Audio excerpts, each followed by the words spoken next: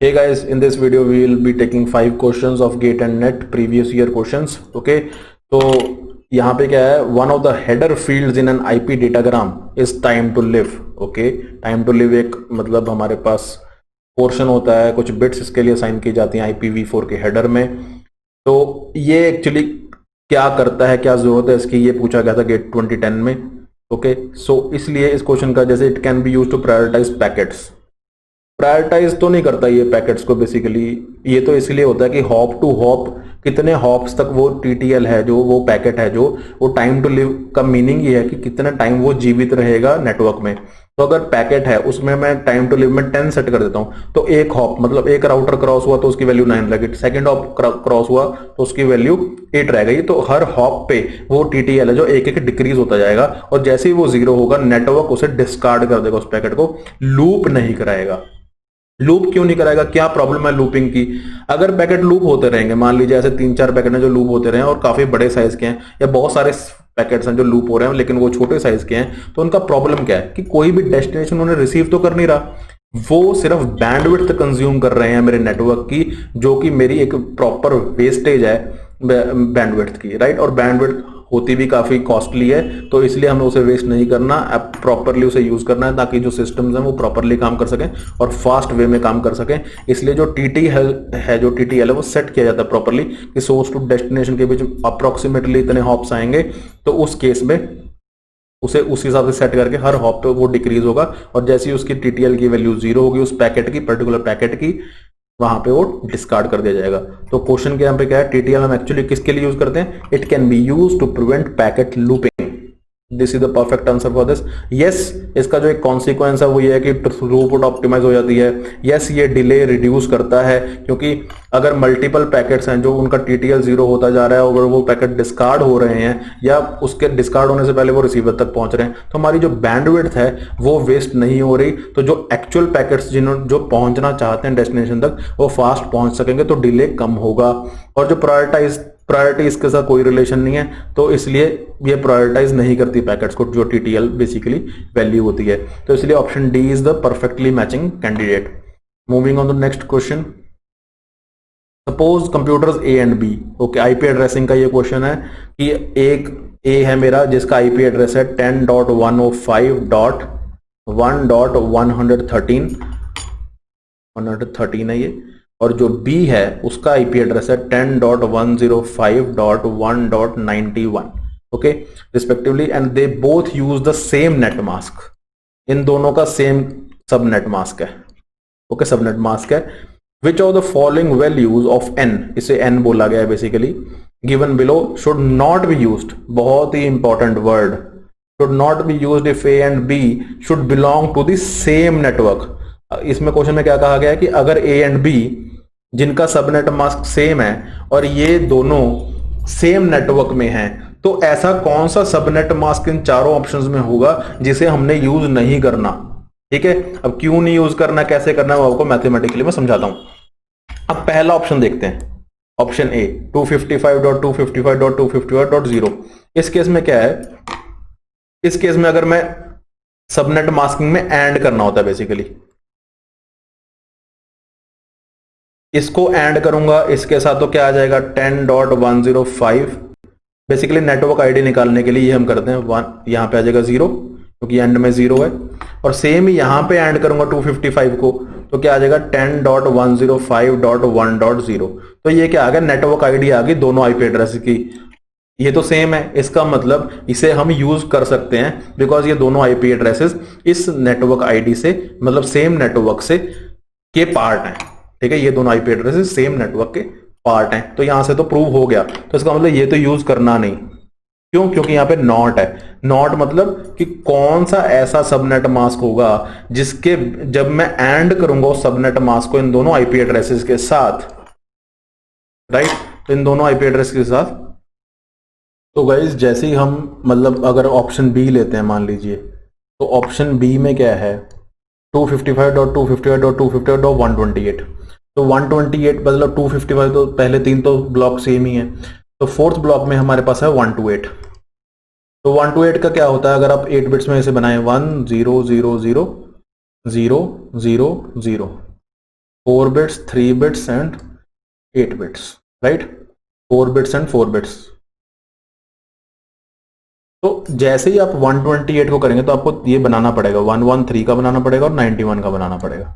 तो 113 का क्या बनेगा, आप लिख लीजिए 128 64 32 16 8 4 2 1, राइट। सो 0 1 1 यहाँ पे क्या है 96 एंड 6 इज ये हो गया 112 और 1,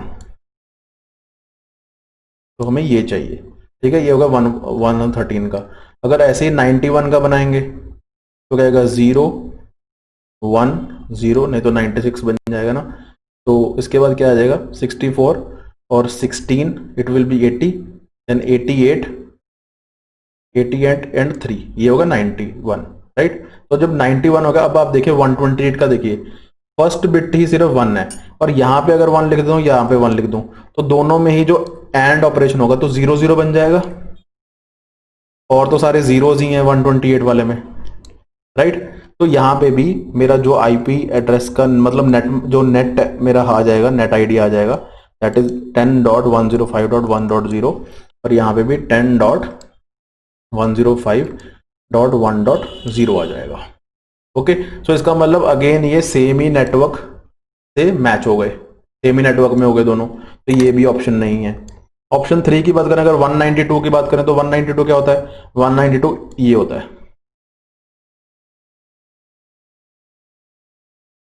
4 and 4 8, तो 192 इन दोनों का होता है।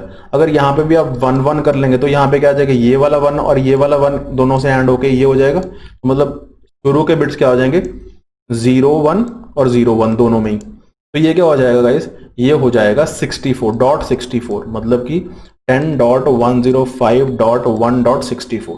तो दोनों ही जो हैं आप देखेंगे 113 और 1 जो 91 है, ठीक है, ये दोनों ही .64 वाले नेट आईडी का सेम ही नेटवर्क में हो जाएंगे, तो ये भी ऑप्शन नहीं है। तो अब बात करते हैं 224 की। 224 में क्या होगा, ये तीनों बिट्स, ये वाला और ये वाला, ये तीनों बिट्स 1 हो जाएंगे। तो उस केस में क्या होगा, ये तो यहाँ पे 113 का तो क्या हो जाएगा,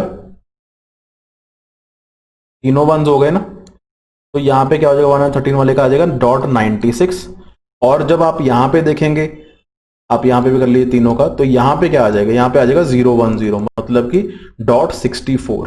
तो यहाँ पे ये दोनों अलग अलग नेटवर्क आईडी से बिलोंग करने लगेंगे, अलग अलग नेटवर्क से बिलोंग करने लगेंगे। तो यहाँ पे यही पूछा था नॉट टू बी यूज्ड, अगर वो सेम नेटवर्क में है तो ये सबनेट मास्क नहीं यूज करना।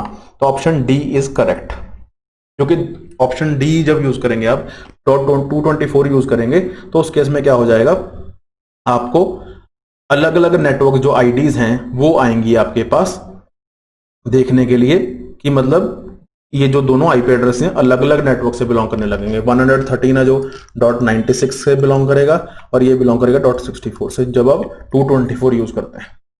Okay, moving on to next question. Okay guys, इस क्वेश्चन में लेयर 4 फायरवॉल की बात की गई है, मतलब कि ट्रांसपोर्ट लेयर की बात कर रहा है वो। A device that can look at all protocol headers up to the transport layer cannot, देखिए शब्द कैसे चेंज हो गए, cannot हो गया ये, ठीक है ना। तो गेट 2011 में पूछा था।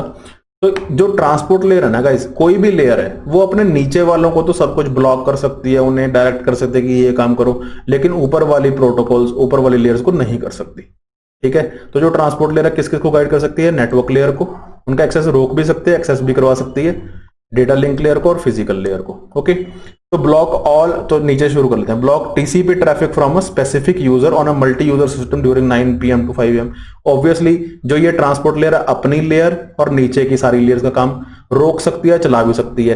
तो ये तो हो गया ट्रू, लेकिन उसने फॉल्स पूछा ना, कैन नॉट पूछा है, फॉल्स पूछा है, तो ये ट्रू हो गया, मतलब ये आंसर तो है नहीं। Stop incoming from IP address, IP address होता है नेटवर्क लेयर पे, तो इसको भी ट्रांसपोर्ट लेयर का जो फायरवॉल रोक सकता है, तो ये भी ट्रू होगी, तो ये भी आंसर नहीं है। Block all ICMP traffic, ICMP और आईजीएमपी भी नेटवर्क लेयर के ही पार्ट होते हैं, internet control message protocol. Basically ये अगर कोई पैकेट डिस्कार्ड हो जाए तो उसकी इंफॉर्मेशन सोर्स को बताने के लिए यूज होता है। तो ये भी जो ब्लॉक कर सकता है ट्रांसपोर्ट लेयर, क्योंकि नेटवर्क लेयर का पार्ट है, तो नीचे की लेयर हो गई।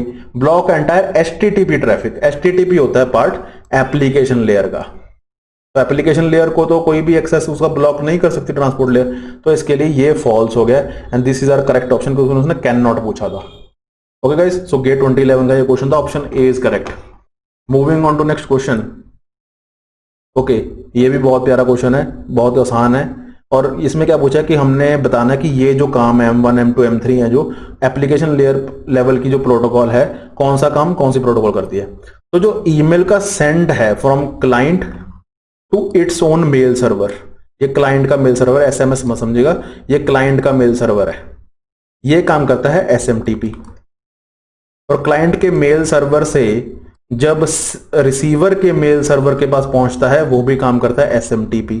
लेकिन जो मेरा रिसीवर है वो जब डाउनलोड करता है ईमेल को अपने सिस्टम पे, तो वो काम करता है POP3, POP version 3, post office protocol, and IMAP, internet message access protocol, internet mail access protocol आप बोल सकते हैं। तो ये दोनों काम है। अगर आप वेब पेज पे ही देखना चाहते हैं, जैसे वेब मेल वगैरह, अगर आपने आउटलुक ऑनलाइन यूज किया हो, तो उस केस में होता है HTTP यूज। ओके, तो ये मेरा बेसिकली ईमेल का काम है, ईमेल कैसे काम करती है, ये उसका एक तरह का ब्लॉक डायग्राम है। तो sending an email from mail client to mail server, क्या यूज होता है, SMTP। ओके, लिख लेते हैं। Download an email from mail box server to a mail client, तो वहां पे क्या होता है, POP3, POP3 यूज होगा, या IMAP यूज होगा, या HTTP यूज होगा। इसने वो डिफाइन नहीं किया ना कि आप वेब पे एक्सेस कर रहे हैं, लेकिन मेल बॉक्स पे एक्सेस कर रहे हैं, तो इन दोनों में ही यूज होगा। Okay, checking an email in a web browser, आगे ना बात, तो यहां पे यूज होगा HTTP, यहां लिख देता हूं HTTP। ठीक है, तो बना लेते हैं। पहला क्या है, SMTP, लेकिन दूसरा FTP नहीं है, तो ये तो गलत हो गया, पहला HTTP और POP बता रहा है, ठीक है ना। पहला SMTP है लेकिन दूसरा FTP, गलत। पहला SMTP, दूसरा POP और तीसरा HTTP, तो option C is correct guys. ठीक है, option C is correct. Okay, so guys इस वीडियो में इतना ही। Thank you so much.